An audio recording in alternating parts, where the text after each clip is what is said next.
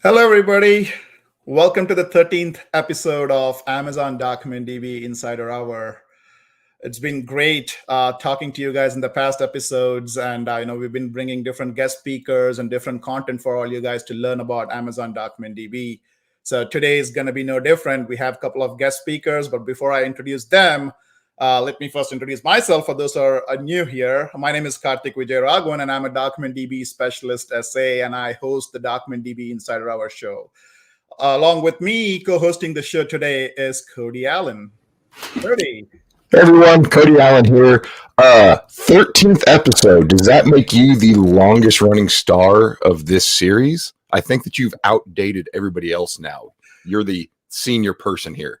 Well, there are much more super seniors, but it's been fun. I mean, like, there's so much good content generated out of this. We have like so many people attending and viewing our content, and getting benefit from it. So I'm really excited and happy to be doing this. As a part of this team. Awesome. Yeah, me too. Yeah, looking forward to today. Going to cover a lot of really cool things, but I'll stop teasing it and let you continue. All right. Awesome. So before we get started, like Cody said, we have packed agenda for today. But before we get started, I want to introduce our first guest speaker for the day, Tim Callahan. Tim is our principal DocumentDB specialist SA. Tim.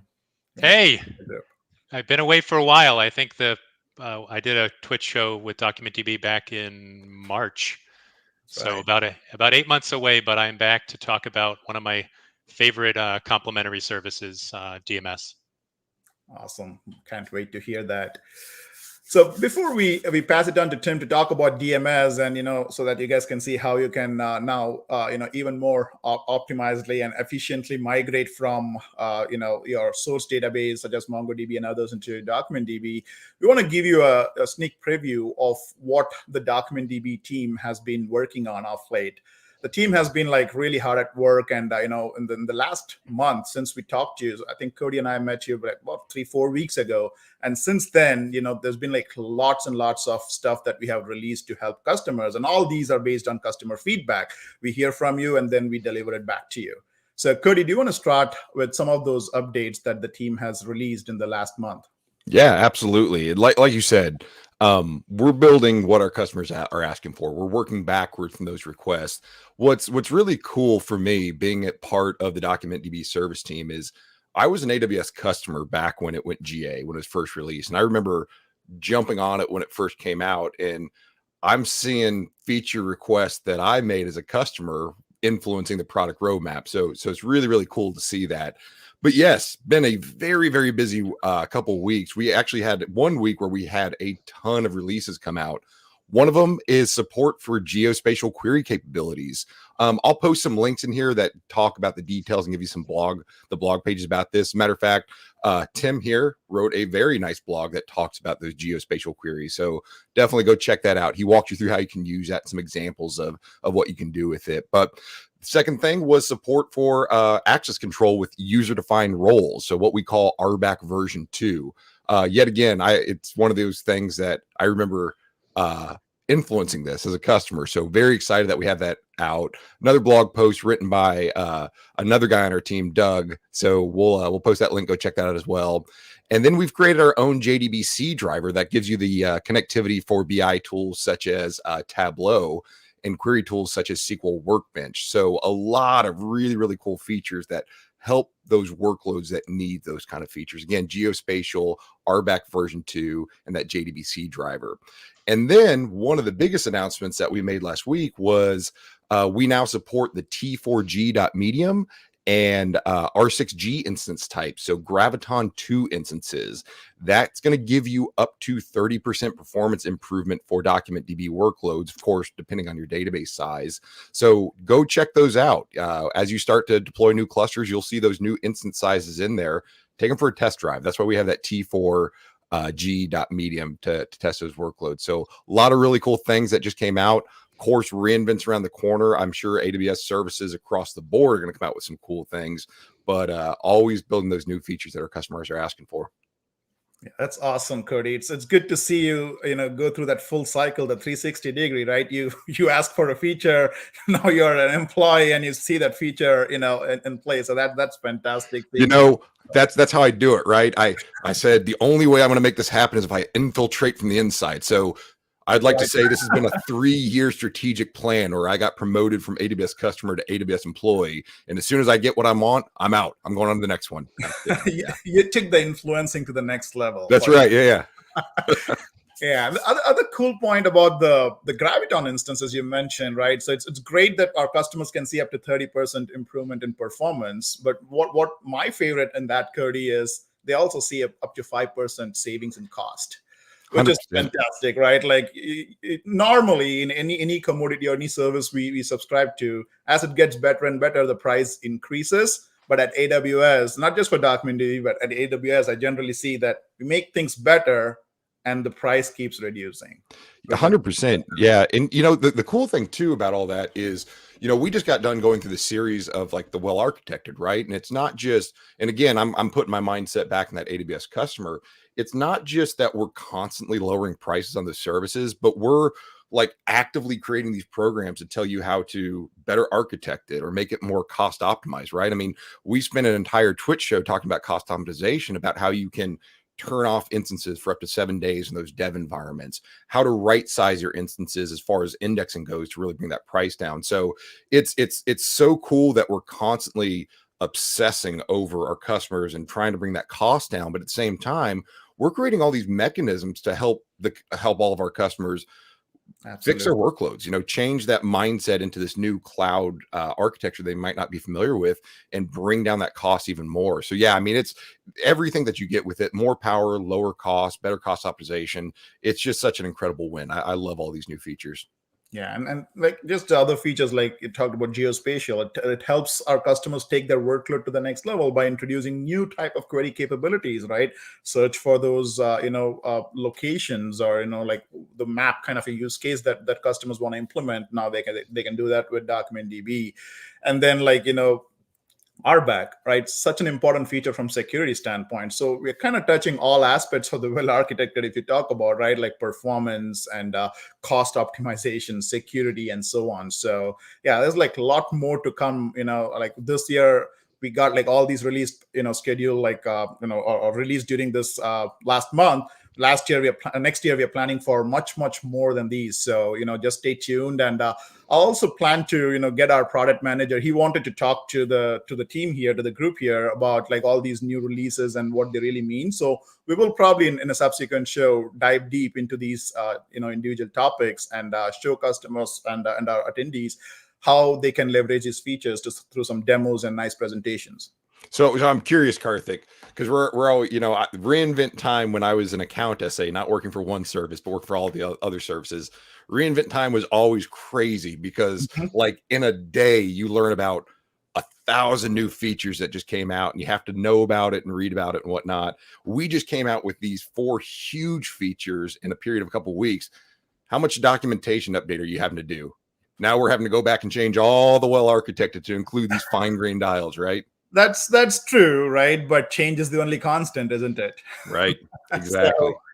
So we work relentlessly on that to help our customers, to help our attendees, the community, to make sure that they stay on top of it. I know it's in a highly innovative space, and there are going to be more and more such releases. But we will do our best to make sure that we bring this to you in a much more comprehensive format, so that it's easy for you all to consume. Yeah, exactly. Constantly updating it, constantly tweaking, making it better. I love it. This is great. Awesome. So now Tim has been patiently waiting. So I'll pass it on to Tim to talk about DMS and the enhancements and improvements we've done over the past maybe couple of months, Tim. Sure. Can you bring up my screen share? Absolutely. Great. Thanks, Karthik and Cody. So as I mentioned in my intro, DMS is one of my favorite complementary services for DocumentDB. It's a tool that supports live migration of databases. And what's really interesting about it is I have on here both A to A and A to B. So you can migrate from DocumentDB to DocumentDB. For example, that's one way to do an upgrade from 3.6 to 4.0 of DocDB. But you can also migrate from something like MongoDB to DocumentDB. So I would call that an A to B. And if you really dig deep under the covers, you can migrate from MySQL to DocumentDB, or from DocumentDB to Postgres, if you so desired. So it's a very interesting tool, has lots and lots of features, very, very broad. And sometimes exposing the features is difficult, which is why I really wanted to highlight this past September, the release of DMS 3.4.5, a fun number there, brought two really great features that DocumentDB can capitalize on when you're doing a migration from MongoDB. Before I go into the details of the features, I just wanted to kind of lay the foundation of some vocabulary here, some terms you need to understand, so in future slides it all kind of connects together. DMS essentially is made up of three important components. Component one is what we call an endpoint, and there's source endpoints and target endpoints. These endpoints are nothing more than a connection to a database, target or a source. So a source is where you're going to be reading data from. A target is where you're going to be inserting data into. And again, there's a long list of supported source databases as well as target databases that DMS supports.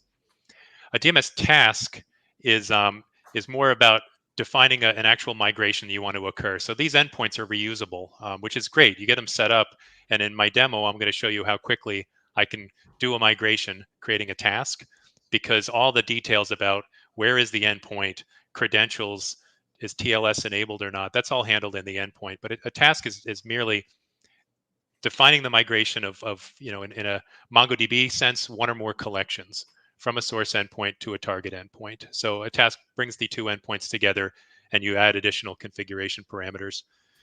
An instance is compute. So at the moment, DMS is not serverless. It's where you're going to be executing your tasks. And just like EC2, all the sizing and instant types will be very familiar to you. So you need to make sure your instance is large enough to handle your migration.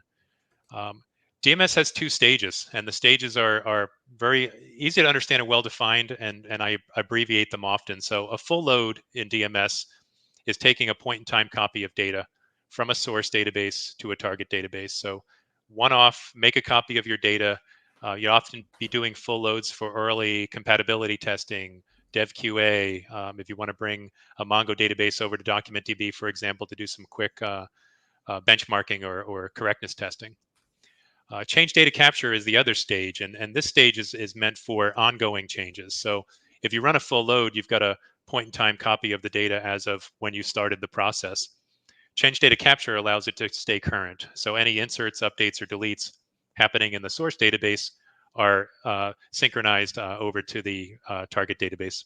Now, Tim, does the source database have to be on AWS in order to use DMS?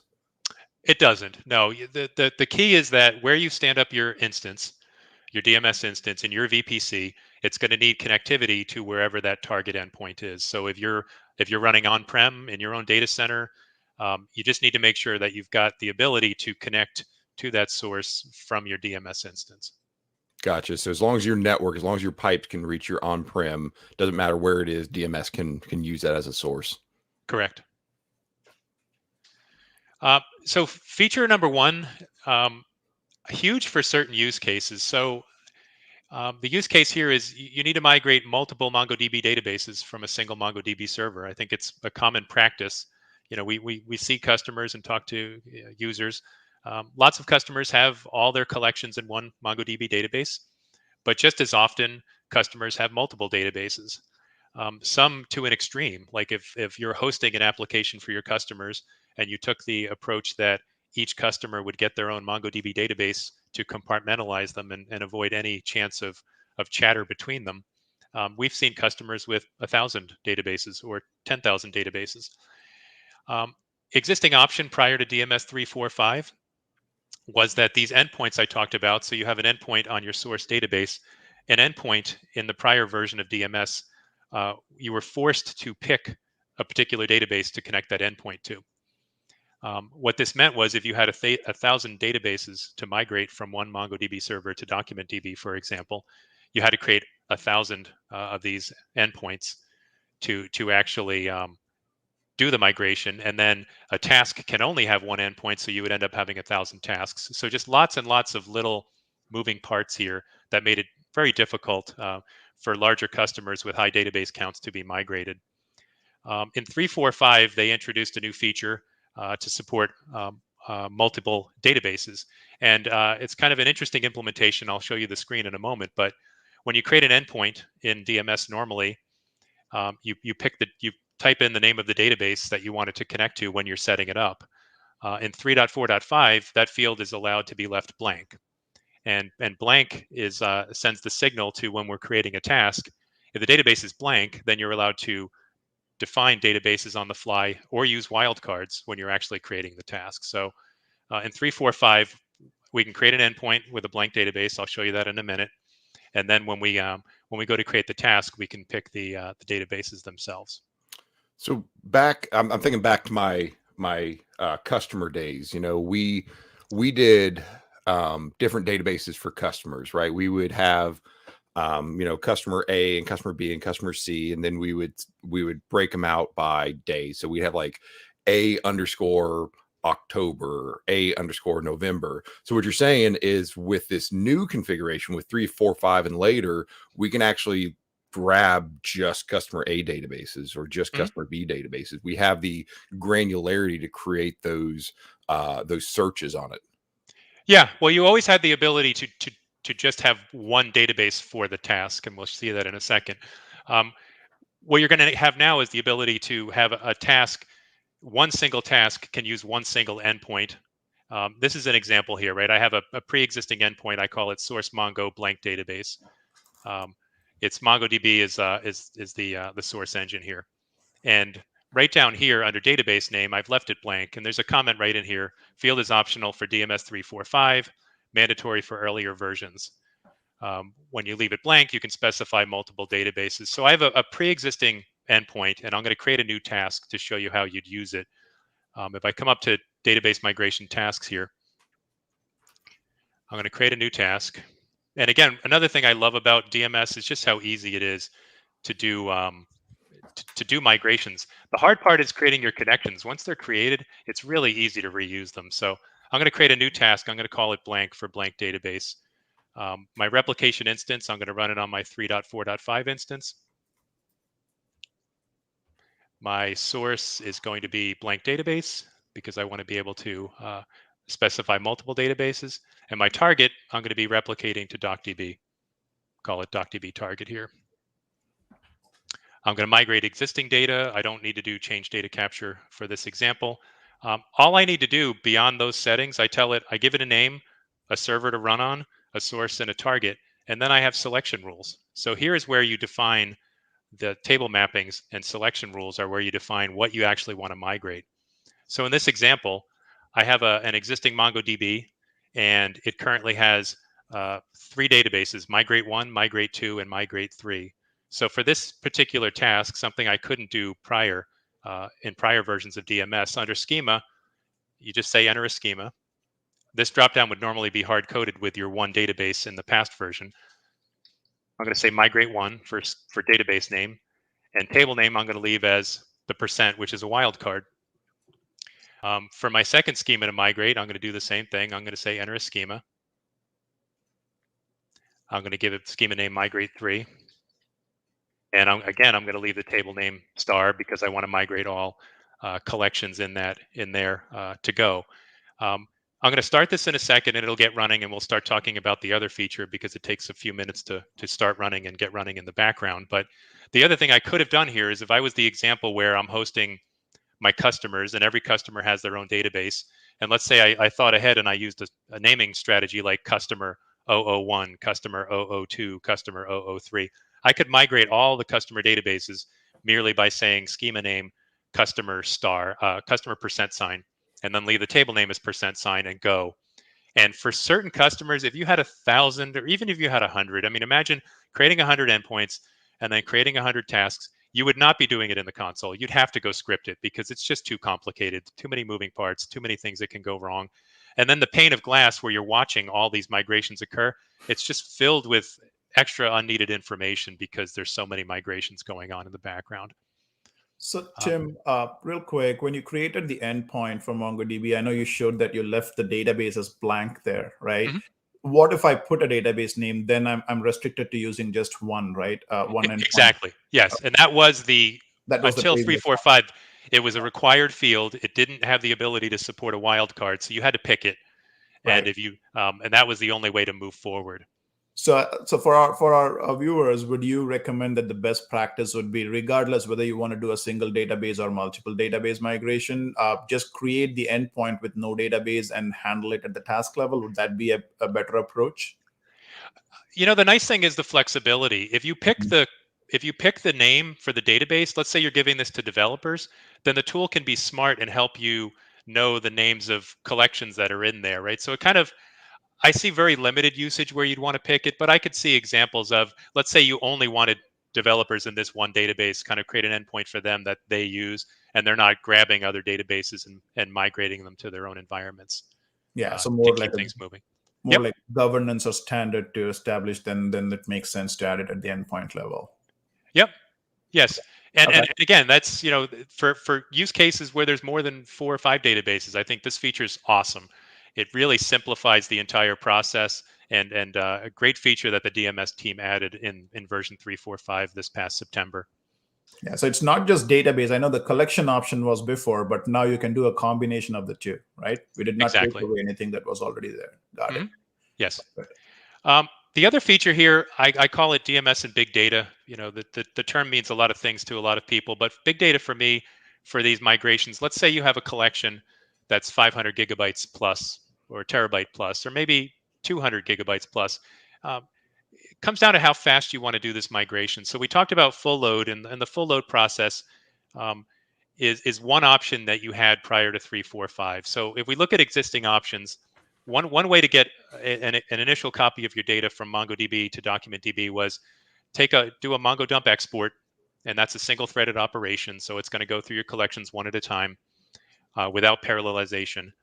On the Mongo restore side, when you're importing, you can have multiple threads. So if you have a big collection, it's a terabyte, you could say load that collection with 10 threads instead of 1, and you'll go faster. Absolutely. And you faster tie than, the threads than up to the vCPU, correct? Yeah. It's best practice to try not to do more threads than you have vCPUs on your DocumentDB instance. Otherwise, you'll start bending the insertion performance curve in the wrong direction and slowing down a little bit. Another way to load prior to 3.4.5 was what I just showed you, a default full load. And I call it default because we went in the console, we picked the collections we wanted to migrate, and we said go.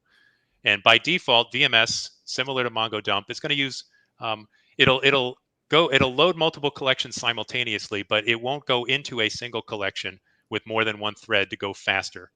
So prior, Mongo dump, Mongo restore was faster because on the restore side, you could use multiple threads for concurrency. The other feature in 3.4.4 and below was something called a manually segmented full load. And I'm going to show you why that was a good feature, but we've introduced a better feature in 3.4.5 to simplify the process. So full load, what's called manual segmenting, to initiate it, and Cody will be putting a link in the show notes. There's JSON behind the configuration of a DMS job. So when you're picking your collections and your and the databases to include, there's some JSON getting written for the configuration for the job, and you could augment that JSON in 3.4.4 and below to use a feature called manual segmenting. And what manual segmenting does is it allows you to have multiple threads reading from MongoDB and simultaneously writing to DocumentDB. So kind of getting the best of the Mongo restore parallelization, but also on the read side too. So reading, let's say you have a terabyte collection, have 10 readers into that collection, simultaneously have 10 writers going into DocumentDB. The challenge of this manual segmenting was you had to provide what was called boundaries, and you can see that on the screen right here under boundaries. And boundaries are basically establishing points in the collection where you want this parallelized load to work. So by default, it's going to start at the first doc for the first thread, and it's going to go down to boundary 1. So with 3 boundaries here, you're basically saying divide my collection up into 4 chunks. The reason I put these find operations at the top of this screen here is, as a user, you had to go in advance into your existing collection, determine how big it is. In this example, it's 100 million, and you'd write 3 find operations. You only care about the ID column. You want to sort by ID ascending. You want to do these skips. You want to do a limit 1. So I ran these 3 queries against my 100 million document collection, and what came out were these 3 object IDs. And I took the object IDs and I pasted them in, and then I wrote that in the JSON, and then I pasted it in. And as you can see, right, there's room for error. It's a little messy. It's hard. It's performant, right? This will give you 4 perfectly sized chunks, and it'll go move them automatically. But the real the part I didn't like about this, and I think customers, it was hard to get customers to use it correctly, was the find operations at the top and how I break it up. So DMS in 3.4.5 came out with a new feature they call auto segmenting, and I think the team realized behind the scenes we could just do similar to what the customer's doing. So instead of having to define these boundaries and go find object IDs and write some limit skip commands and run them in advance, I'm telling it I want to do a parallel load operation. So the type here, instead of being, the type here is range based. The type now is partitions-auto. I tell it how many partitions, and that's going to determine how much it parallelizes the operation. Cody made a good point. You don't want to go anywhere near or above the number of vCPUs or CPUs on your source. You want to avoid going above that on your target, and you want to be kind, right? If your source database, your Mongo server is actually in production, take a look at the server. You can connect to a secondary, but keep an eye on where things are and make sure you're not overtaxing the system.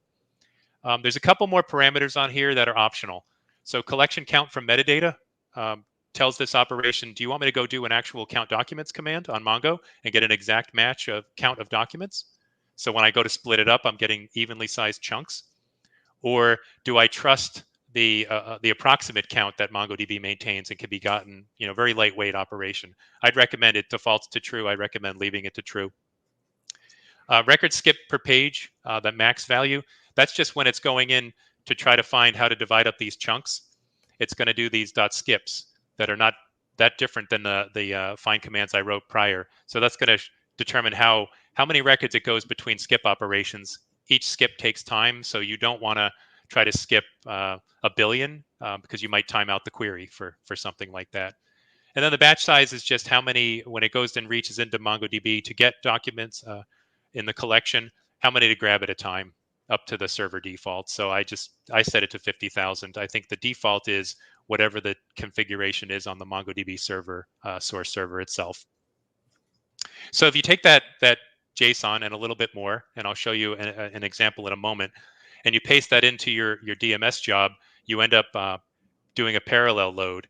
I'm a real stickler for measuring. I trust but verify things. So as an example of why this matters and why you should do something like this, I had a source collection with 100 million documents. They were about a half kilobyte each, and I was targeting an R5 8XL instance in DocumentDB. As you can see here, if I use default, no segmentation, I just use the UI as it is. It took 1 hour and 14 minutes to load that 100 million document collection from MongoDB to DocumentDB.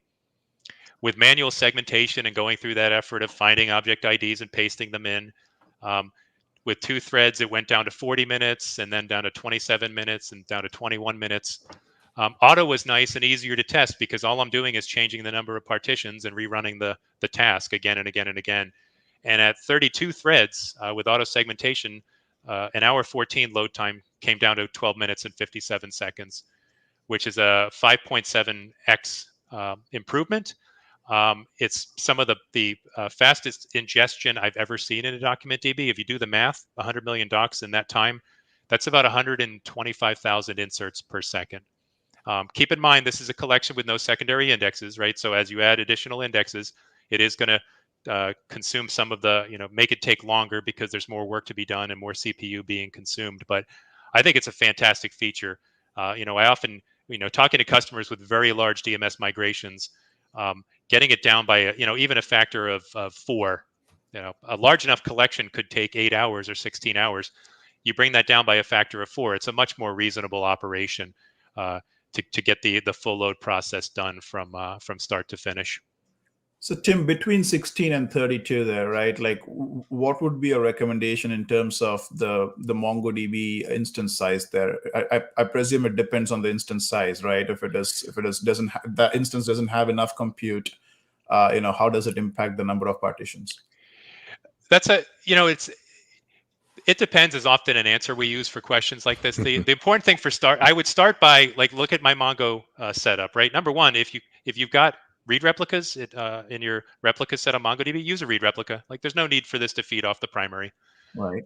Take a look at it. What is the CPU and IO utilization? I think from a reader's perspective, the source, this is really going to be a lot more about consuming bandwidth and IO and not as much about CPU. If you rip this up to 32 threads, potentially you're almost going to be tapping the pipe between your Mongo server and your DMS instance, right? So you need to keep it's holistic, right?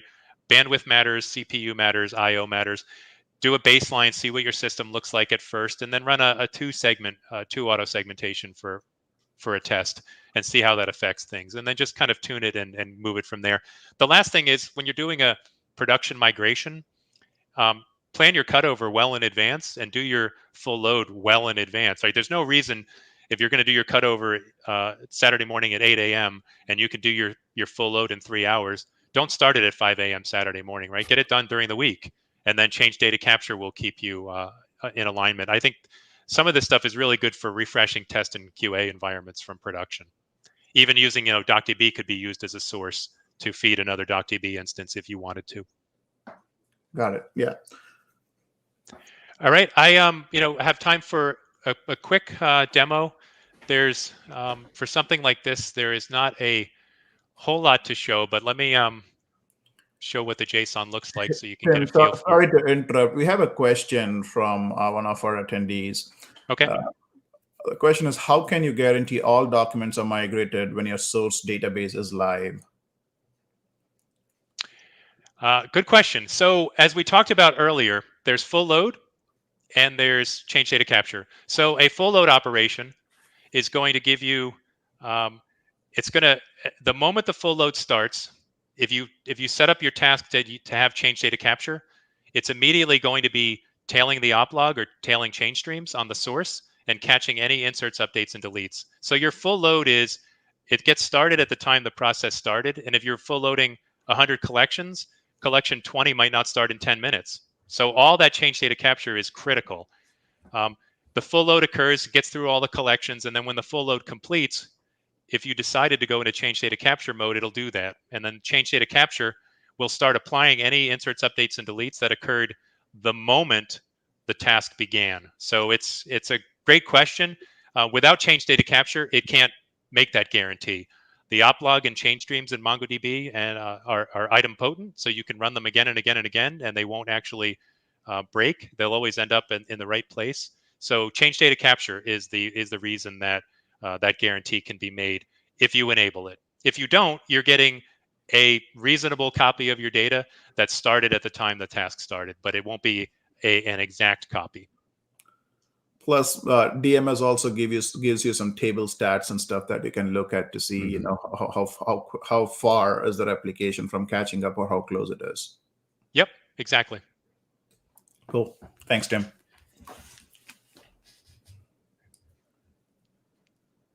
My DMS task does not want to let me create it. How are we doing for time, Karthik? Yeah, we have probably another 2 to 3 minutes before we bring in our next guest. All right. Nothing ever works live, Tim. I made sure I re-authenticated this morning, so that piece was working fine. All right. There we go. So again, we're going to use, we'll call this segment.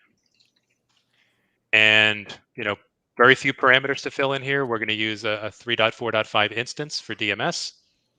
Our source, we'll use blank database again as a source, and as a target, I'm going to use DocDB target. The question earlier about making sure things are the same, again, super simple. We're doing migrate existing data only or full load. You can do existing data plus change data capture, or you could just replicate data changes if you did a full load and and you have an op log that goes back far enough. But we're going to leave this on existing data. For tables, we're going to come in here and use our second schema. We'll call it migrate to. And table name, we'll use the example that we were talking about prior, 100 million document collection. So to get to some of the interesting features of DMS, it's via JSON. So I like to use the wizard to get started, and then the JSON editor to make edits. So in this example, I am merely going to clip some JSON. Cody will have in the show notes the documentation page that really it does a good job of showing you how to enable some of these features. But the additional JSON that needs to be added is this. So I had an existing selection rule. This type of functionality happens inside what's called a table settings rule. So my table settings for my database here was migrate to, and my collection was TOLL 100 million. And as I showed in the slide prior, we're doing a parallel load with auto partitioning. For this example, I have 5 partitions. I can make that 8. Take the count from the metadata. I'm going to skip. I think in this example, I'm doing 1 million documents per skip as it figures out the boundaries to use, and then a batch size of 50,000. I like the reusability of this. This is cool because you can essentially, like you were saying, if you want to do this in a dev before you do it in prod, you just take whatever parameters you adjust in this JSON editor and share it over and start using it there. Absolutely. I mean, that's remembering like server strings and passwords, and that's the hard part. The cool thing about setting up the endpoints once is you can come in, like I was preparing for yesterday, doing a bunch of little tests, and it's just as fast as that, click go, the job starts, right? That's really where things tend to fall down. The last thing I'm hoping, I'd love to get this feature to be a little more friendly, right? JSON this is a little hard. You got to go in, you got to do it right. It's worth the time, but at some point I'm hopeful we can make it more simpler to enable, because it is an amazing feature, as you could see on the performance charts there. So that's it. Back to you guys. This is awesome. Yeah, I mean, like this is I've used DMS since its initial days for migrating from MongoDB to DocumentDB. It's certainly the progress is pretty evident there. So thanks for sharing that with the group here, Tim. Really appreciate that. Thanks for having me. Absolutely, it was a pleasure. So with that, we'll go ahead and introduce our next guest speaker. It is Avinash Upadhyay. Avinash, do you want to say hello to the group? You might want to be off mute. Yep, there you go. Hello, Avinash. Hello, Karthik. Good morning and good afternoon to folks in EMEA. I'm Avinash. I'm a senior product manager in AWS Backup. And thank you, Karthik, for having me in your show. I'm looking forward to talking to everyone. Absolutely, it's a pleasure having you here, and certainly, AWS Backup is one of the commonly used service by our customers, and I'm excited to hear what you have to say about the recent developments between AWS Backup and its support for DocumentDB. So I'll open it to you to see, what is the latest and greatest there. Thank you. So yeah, before I talk about our integration with DocumentDB, let me give a quick introduction to what is AWS Backup and what do we do there. AWS Backup is a fully managed policy-based service that allows customers to centralize and automate backup and restore for their applications, spanning 11 supported AWS services for now. So as a customer, when you build an application, you use different AWS services for compute, storage, and databases. Right? For example, for compute, you might be using EC2. For databases, you might be using RDS, Aurora, or DocumentDB. For storage, you might be using EBS. For file storage, you might be using EFS. Customers told us that they want to back up all their applications data centrally across multiple AWS services. They wanted centrally orchestrated backup and restore for their application data that is using multiple AWS service. So keeping in mind this customer requirement, we launched AWS Backup in 2019. as of now, until last week, AWS Backup supported centralized backup and restore for 9 AWS services, namely EC2, EBS, EFS, RDS, Aurora, DynamoDB, FSX for Windows File Server, FSX for Lustre, and Storage Gateway. And last week, we added DocumentDB and Neptune to this list. So now customers can use a single policy in AWS Backup to automate the creation of snapshots for DocumentDB clusters and 10 other AWS services. And they can also use a single click to restore the DocumentDB clusters back. So yeah, I gave a long introduction. Yeah, over to you, Karthik. No. That's fantastic. I mean, when you said AWS Backup was launched in 2019 and you guys already are supporting like what 10, 11 services now, like, there's such a similarity there. DocumentDB was also launched in 2019. So, the kind of innovation that each of these individual AWS services are doing in their own space. And then now like we are, getting together here to talk about how now we integrate. It's a pretty interesting story, right? Like again, come a full cycle here, right? Starting at the same time and now integrating with the services and making sure that each other can benefit from the services here. So that's fantastic. Yep. So talk to us a little bit more about what does this integration really means to our users? What does this help them do? Yeah, so now with the integration of AWS Backup and DocumentDB, customers can use a single central policy in AWS Backup to automate the creation of DocumentDB snapshots, as well as like backups for 10 other AWS services. And customers can use a single click in AWS Backup to restore their DocumentDB snapshots. And AWS Backup is integrated with AWS organizations, which means customers can automate the creation of independent, immutable, delete protected snapshots of DocumentDB across multiple AWS accounts or regions. Right now, for databases, you cannot automate backup creation across regions and accounts at the same time, but you can do it one at a time. So that's interesting, because one of the things that I've done at previous organizations is, we'll take the manual snapshot. It was pretty cool that being able to do this, but we take that manual snapshot and like every night we'd ship it over to a different environment. Like we had DTAP, right? Development, test, acceptance, and production. And we would take like a production manual snapshot and we'd have to create all these rules and all these triggers and these Lambda functions that would take it and move it over to a different account and restore it and then scrub it. But by integrating AWS Backup into organizations, we have that ability. That's what it sounds like. Yes, that is awesome. Correct. And you can retain your snapshots for an indefinite period of time. Like they're automatically created. And yeah, you can set up backup policies to retain them for as long as you want. I'm learning that all the things that I got paid for to do a long time ago are now being done by robots and automation. Probably a pretty common complaint for a lot of people these days, but whatever. Go ahead. Sorry.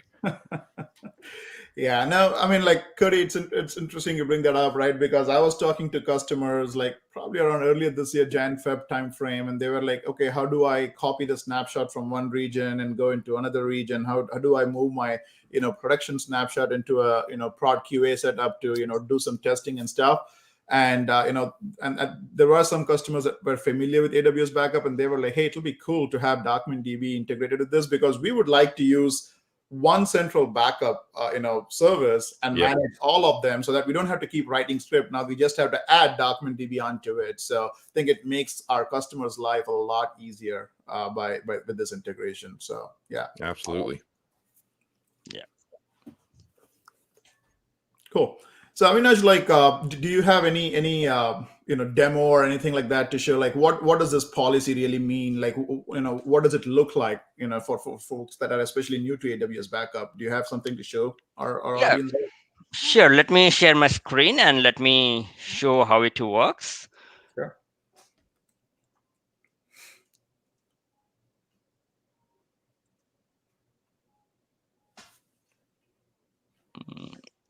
All right. Is my screen visible? Yes, it is. I got you. Yeah. So this is my AWS Backup Management Console. I'll do one thing. I'll go to DocumentDB and I'll show you the DocumentDB snapshots that I have the DocumentDB clusters that I have right now.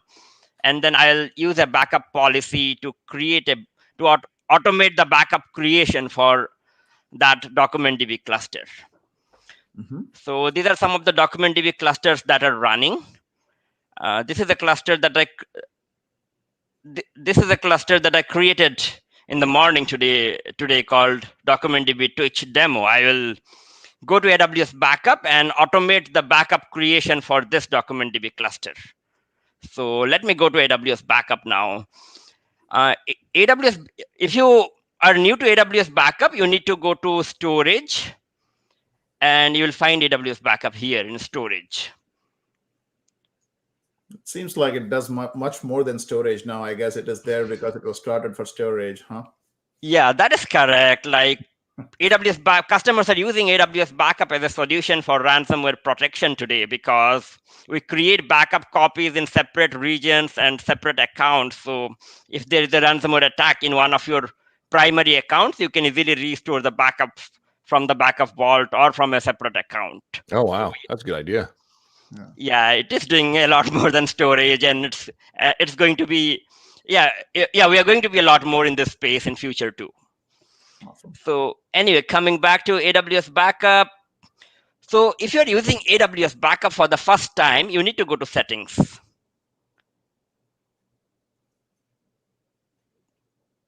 This is a one-time setting.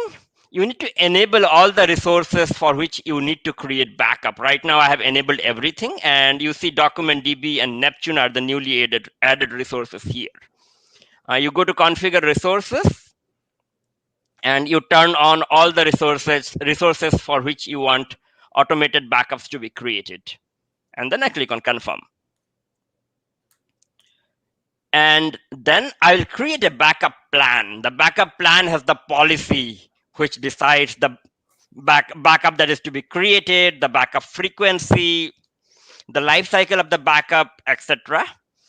Please note that if you are already using AWS backup and if you already have a backup plan, you do not need to create a new backup plan. You can just add DocumentDB to your existing backup plan. I'll show how to do that too.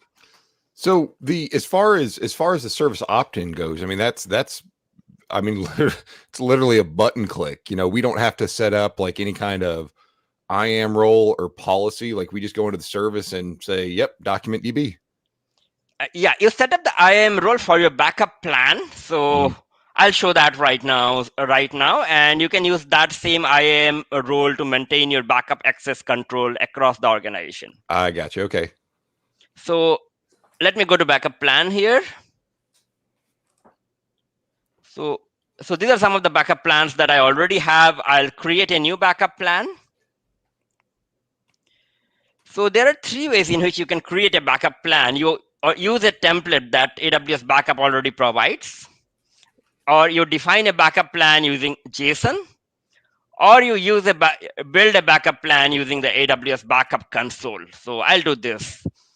I'll name my backup plan demo for DocumentDB, but you can use it for all resources. If you want, you can add tags. You need to specify a rule. So let me call it demo databases. You can give any name. And then you need to choose your backup vault. So a backup vault is a centralized location where all your backups are stored. So every AWS backup account in every region has a default backup vault. So there is a default backup vault, but if you want, you can create a new backup vault too. So you have to specify the backup vault. Let me choose one of my backup vaults called web app, where I store most of my application data. And you can then specify the frequency at which you want the backup to be created. The frequency can be 1 hour, every 12 hours, 1 day, 1 week, 1 month, or you can use some custom cron expression also. For RDS, we also have the capability to create continuous backups. We don't have this for DocumentDB right now, but yeah, based on customer feedback, we can include that in future. And then you can specify your backup window. So at what time do you want your first backup to start? The custom backup starts at 5 a.m. universal time, but you can customize that backup window and specify your own backup window. So let me use the default backup window. And then we don't have that cold storage transition for DocumentDB yet. You can specify the retention period, like how long do you want the backup to be retained? Like as a customer, you might be creating a lot of backups.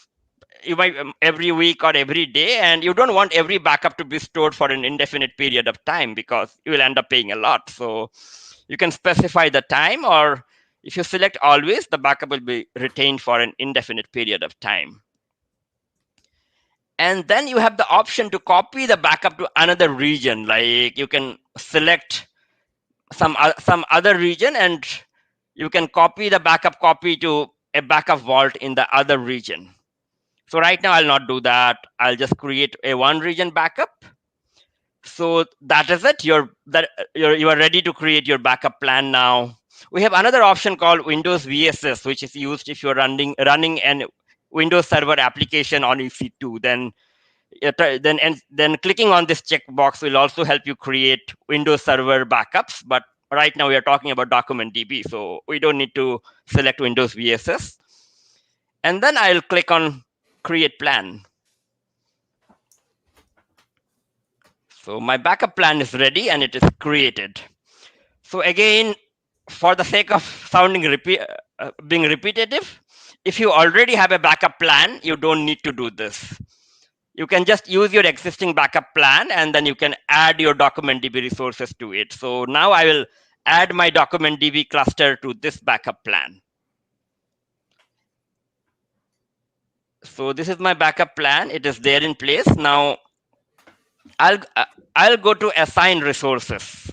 So if you click on backup plan, you can see your backup plans here. And now I'll click on assign resources.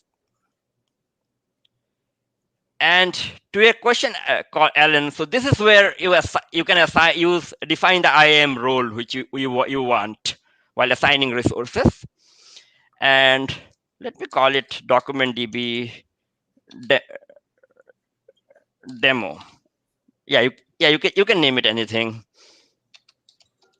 And so while assigning resources, you can decide whether you want to assign all resources that you have or whether you want to assign only specific resources. Here I want to assign only the one DocumentDB cluster that I showed. So I'll click on include specific resource types. Then here I'll select specific resource type. I'll select DocumentDB from the drop down. And then it will ask me the cluster ID for which I want to create which I want to assign. So if I click on all clusters, so these are the DocumentDB clusters that I have. I'll assign this one right now, like the one called Twitch demo. And then I'm ready to assign resources. So one question that I often get is, as a customer, what will I do if I have like thousands of resources or even millions of resources? I can't go and assign every resource individually. So then you use tags. You can just specify the tags and you can assign resources using tags. Yeah. Now, One question from our attendee here: are backups taken from snapshots, point in time, or from the live DB? They're taken from the live DB. We create the snapshot. Got it. Thanks. And then I click on assign resource. And then we get a notification saying your backup selection might have cost implications, because if you create a backup, you will be charged for it. I'll click continue. And I'm all set. Now, after that, AWS Backup will start creating my backups automatically. I can see what all backups I have in different ways. So I can see it in my backup vault. So these are the 3 backup vaults I have. This is the backup vault I use generally. You can see I have multiple backups for DocumentDB, Aurora. I have backup for some EFS file systems, like, yeah, they're down some. Aurora favoritism here. Yeah, I've been a heavy user of Aurora, so that might be the reason. And there's another way where you can see what all AWS resources are you protecting. You click on protected resource and you see that I'm protecting EBS volumes, I'm protecting EFS file systems, I'm protecting, when I say protecting, it means creating backup of. I'm creating backup of Aurora and DocumentDB and RDS. So these are the different AWS services which I'm backing up using my AWS backup profile. You can also go to the dashboard and see how many backups are getting created. You see in the last 24 hours, I completed 5 backups. 1 backup failed. And whenever your backup fails, you get a notification using SNS topic, or you can even turn on CloudWatch events to notify you that your backup has failed. And so these are some of the ways you can monitor your backup. You can even go to the details of the backup job, and you can basically see even more details. You need some access for that. This is my Isengard account. So this is how a backup is created. In the interest of time, I'll quickly show how to restore a backup. So I'll go to my backup vault. The DocumentDB backup that I assigned is still getting created, so I'll restore an existing backup from my backup vault. So let me just reload it. Sorry, my session expired. It seems I need to log in again.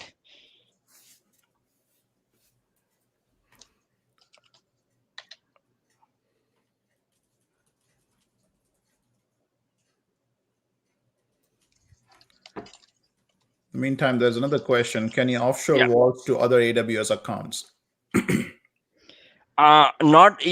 Basically, you can copy the resources from stored in a backup vault to another backup vault in another AWS account. Yeah. As long as that account is within your AWS organization. Got it. Okay. No, we're coming up on time here. So, while you log in, so probably have about another minute or so before the next show begins. So let's see how quickly we can get the restore. Yeah. I'll show the restore experience. It's a one-click experience, so it'll take less than a minute. So I'll not wait for my previous backup to be completed. I'll restore an existing DocumentDB backup.